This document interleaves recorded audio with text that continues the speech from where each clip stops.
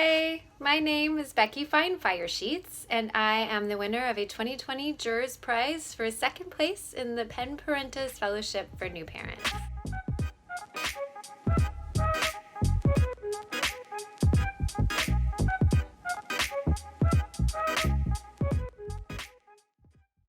A muffled announcement crackled in the overhead speaker. The brakes had been activated for an unknown reason, not unknown to Lola. The passengers around her started complaining, some to one another, most into their phones. Lola closed her eyes, trying to tune them out. Had the train hit a kid?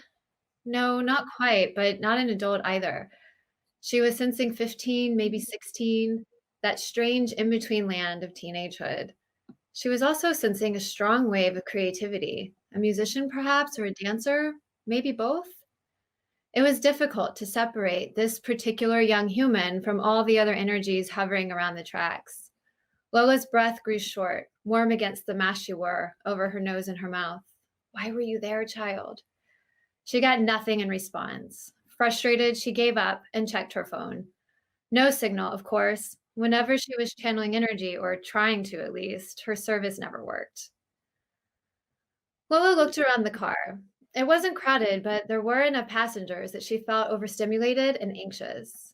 Only a few of them wore masks. The second wave of COVID hadn't been nearly as bad as the first, but without a vaccine, Lola wasn't taking any risks. Besides, she hated talking to strangers. Flashlights, the sounds of sirens, and a second announcement confirmed it. Moments later, an MTA employee in a bright orange vest entered Loa's car with a string of passengers behind. Some of them were silent, solemn. Others took Instagram videos. A few continued to complain, heartless in their frustration. Others simply chatted, unaffected by the occurrence. These days, it kind of was commonplace. Lola joined the group and shuffled through her car into the next and the next. As soon as she entered the car, the one that was still on top of this young person's broken body, something slammed against her chest. They were alive, but just barely. Lola was flooded with sensation. She could tell this person wanted to live, but only 10 minutes ago, they'd come to the tracks to die. Something flipped, though, when they saw the train's headlights, and they jumped back, just a little too late. A chill came over her, so sudden and cold it made her bones hurt. Lola stopped in the middle of the train car, gathered up all of her energy, and focused on the teenager lying beneath her feet.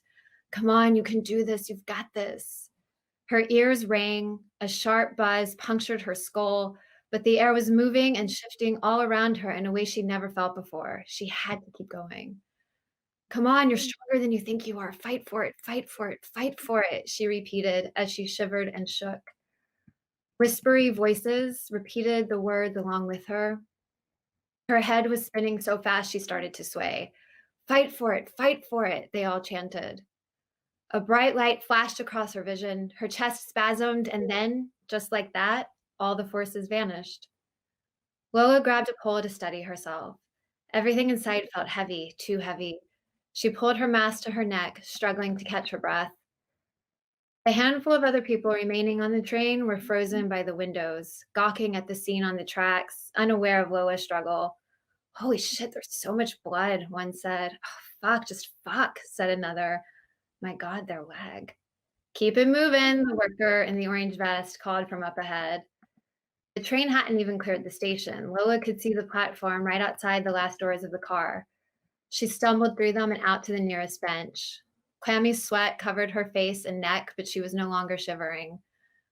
A group of police officers stood nearby, blocking Lola's view of the tracks. Unbelievable, one of them said. To survive something like that, another added.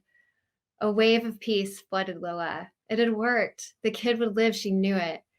Exhausted and still shaking, she slid her mask back to her face, pressed the seal against the bridge of her nose, and walked toward the neon exit sign.